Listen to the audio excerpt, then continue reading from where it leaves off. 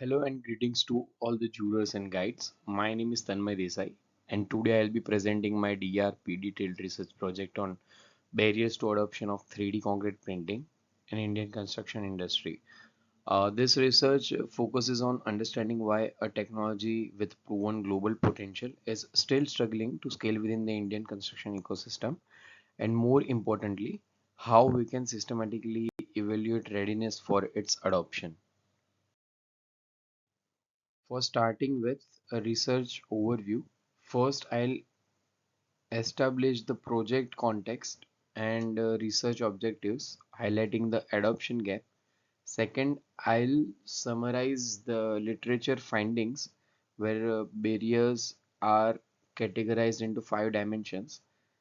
Third, I'll explain the research methodology, which follows a mixed method approach. Fourth, I'll present the data collection and validation process where barriers are identified and refined. And finally, I'll explain the framework development followed by its application and key contribution.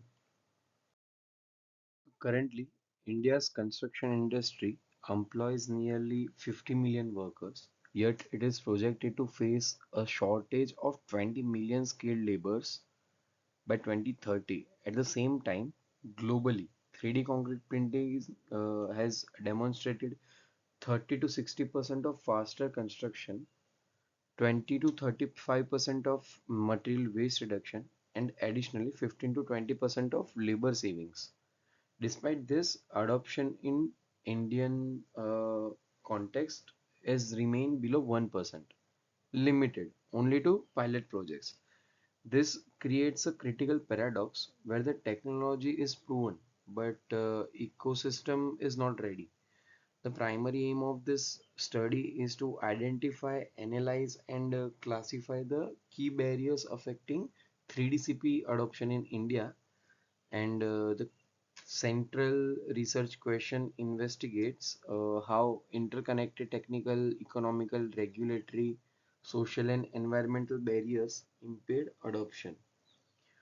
To answer this, the study focuses on material and constructability challenges, cost and ROI uncertainty, regulatory and approval issues, and workforce and organizational readiness. The scope includes industry stakeholder, cost perceptions, and adoption readiness, but excludes structural design, development, or prototype testing. So, coming on to literature review, from the literature, 5 major barrier categories were identified. First is technical and technological, which contains challenges such as interlayer bonding, rheology control, and printer process integrations. Second is economic and business, which contains high capital cost, uncertain ROI, and utilization risks. Third is regulatory, which contains absence of BIS standards and fragmented approval systems. Fourth is social and organizational risks or say barriers, which contains skill gaps, resistance to change, and coordination issues. Fifth and the last, environmental barriers, which contains lack of incentives and life cycle uncertainty, where the key gap identified is that most studies isolate barriers but do not validate them with the Indian contractor or ecosystem or connect them to decision making. Now, coming on to research methodology, to address this complexity, I adopted a mixed methods exploratory approach. The research is structured into sequential 5 phases: systematic literature review, a research question and scope definition, empirical research through interviews, framework scope development, and framework formulation. In the empirical phase, I'll be further having 2 phases. First is general questions to all the stakeholders, which is semi-structured interviews, and in phase 2 It is specific questionings to specific stakeholders to more have an understanding of barriers with a practical approach as well as the experience based barriers. Each interview was designed to capture real project experience, not just opinions. This ensured that the findings are grounded in actual industry practices.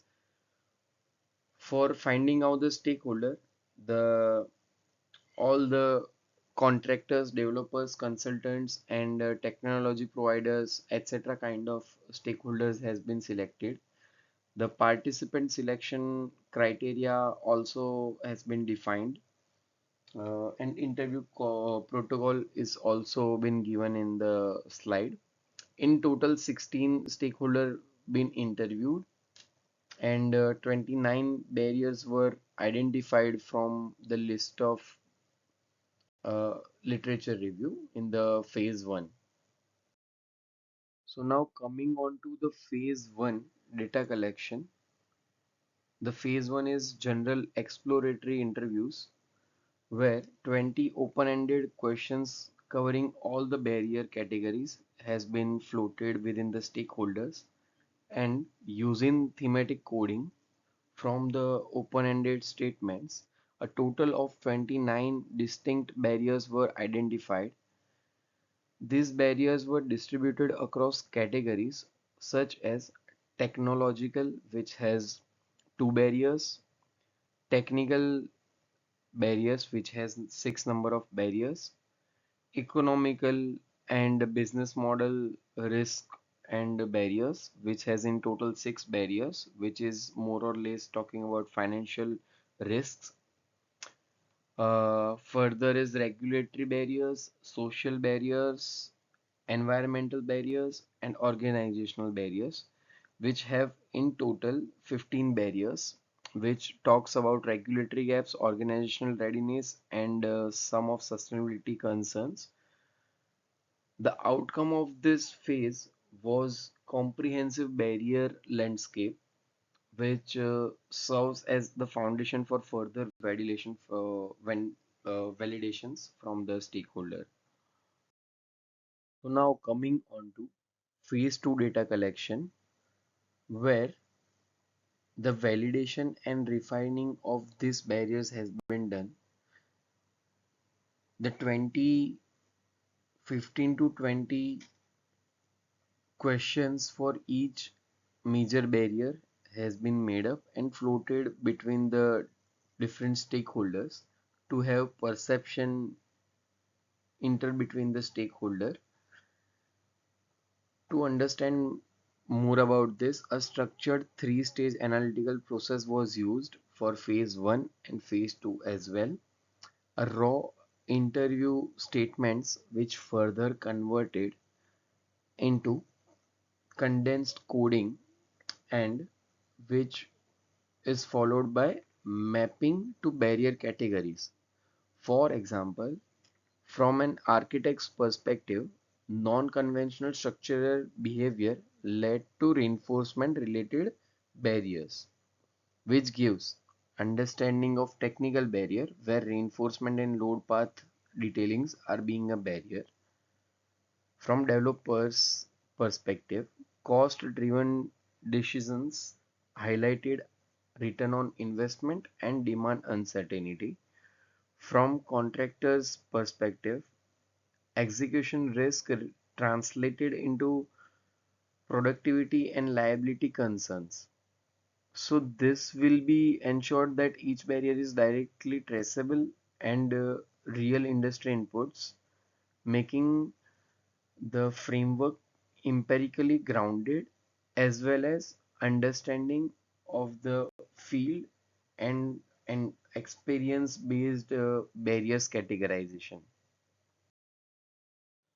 So coming on to the final list of barriers of phase 2 from empirical research phase.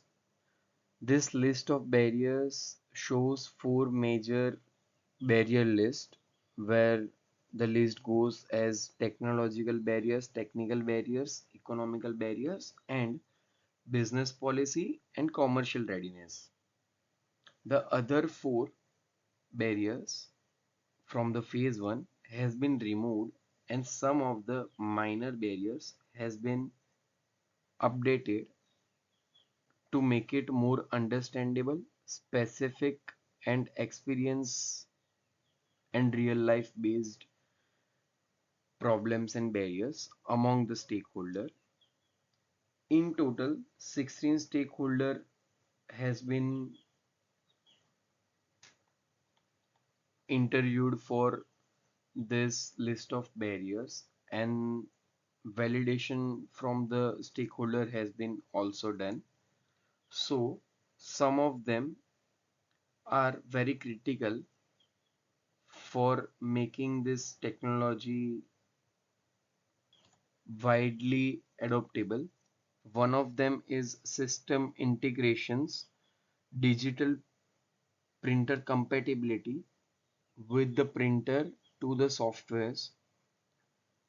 In technological, the technologies still need to be improved. The quality control system, the structural performance, durability, reinforcement, and also site execution feasibility, since the printers are very huge to convey to the site, and also to make it possibly run on electricity on the site.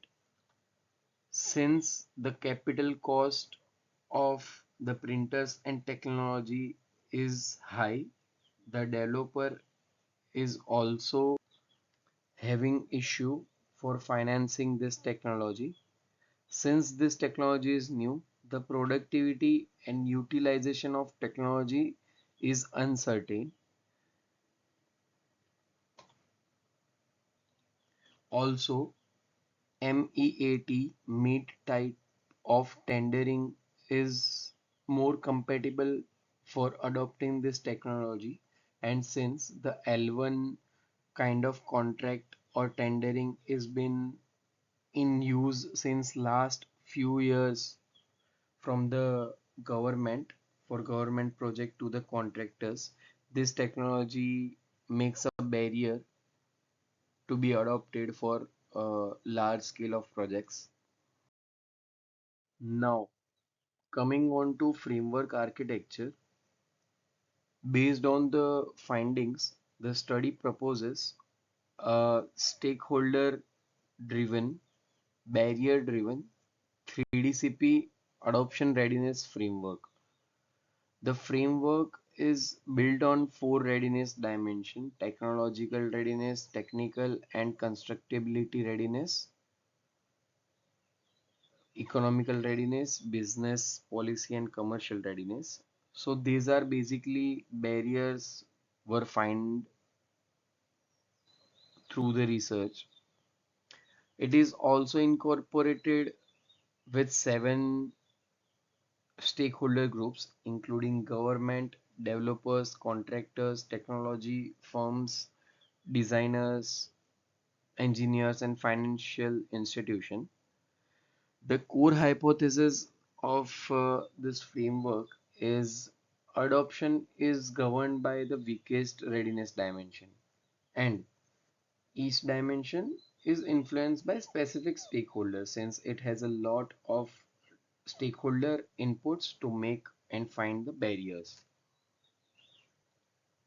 And the core objective is to assess the readiness of Indian construction ecosystem for adopting 3D by evaluating multidimensional barriers and identifying stakeholder specific responsibilities. So to make the framework measurable, 14 indicators were developed across the four dimension. Basically, list of barriers converted into indicators. Now, each indicator is scored on 5-point readiness scale from not ready, low readiness, moderate readiness to fully readiness. Further, NORS overall readiness score is calculated using the weighted aggregation of all dimensions. For each major indicator, the average of the rating is been calculated and further multiplied with this weightage. The stakeholder who finds and makes this indicator are used to develop this weightage.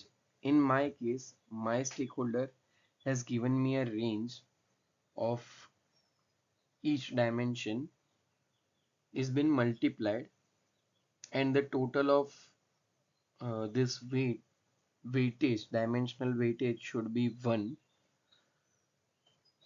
and this transforms the readiness into a decision support tool by giving a band classification of projects into not suitable, pilot stage, limited adoption, and readiness for scaling.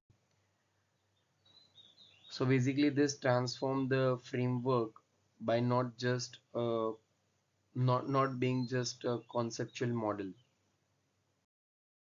So coming on to the next slide, a key strength of this framework is responsibility mapping. Each indicator, minor indicator, is linked to a primary stakeholder and supporting stakeholder. After identifying low scoring indicator, primary stakeholder is traced from metrics and supporting stakeholder are noted, so that if in the initial phase, by the time of identification of indicators and barriers, the responsibility and action plan for each barrier is given, that creates a targeted intervention rather than treating adoption as a generic problem. For example, the regulatory readiness is driven by government. Economic feasibility is driven by developers and contractors. Technology integration is driven by technology provider. So, say for suppose the example of scope to responsibility and readiness or actionable plan is, if a regulatory framework is being a barrier by the primary stakeholder, which is government regulatory authorities, the action is to develop standard and create or clarify codes. Second example is market demand. The primary stakeholder is developers and clients. The actionable plan for them, in case the score comes, say for example 2, their actionable plan is initiate pilot projects and awareness of the technology. And the example goes on. To demonstrate applicability, the framework was applied to a G+1 affordable housing project in Ahmedabad. This example and applicability is been validated through the stakeholders. Now, the calculated overall readiness score was 2.25 after scoring each minor barrier and making the average for major indicator. The ORS score is coming out to be 2.5, which falls under the pilot stage category band. The weakest dimensions identified was business, policy and commercial readiness, primarily due to absence of standard, weak insurance framework, and unclear approval processes. This validates the hypothesis that adoption is constrained by the weakest dimension, not the average performance, and also the main barriers which gives the understanding of mapping the stakeholders for responsibility matrix, which gives a ready action plan to the stakeholder for this barrier or say indicator to make it actionable plan and implement in the process to make this technology more adoptable. For the conclusion, this study makes five key contributions. That is, first is it moves beyond theoretical barrier listing to empirical validation. Second is it introduces measurable readiness assessment system. Third is it establishes clear stakeholder responsibility mapping. Third is it supports decision making for pilot versus full scale adoption. And fifth, the last one is it offers a scalable framework applicable to future technologies. Overall, the framework bridges the gap between innovation potential and practical implementation. So for conclusion of framework, the proposed stakeholder driven, barrier driven 3DCP adoption readiness framework integrates all of the category of barriers with stakeholder responsibilities to evaluate and improve the adoption potential of 3D concrete printing in the Indian construction industry. Thank you for your time and attention.